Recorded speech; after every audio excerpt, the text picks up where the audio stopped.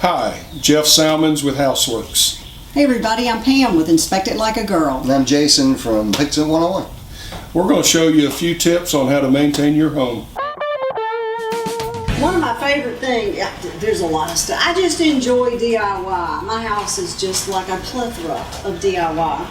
But when I want to clean my brushes when I've used an oil-based paint, I have to use a mineral spirit. And what I love now is that they come out with odorless. It's awesome. So I'm not getting high while I'm trying to clean all my brushes. Really a great product. And I mean, they're all kinds of manufacturers or whatever.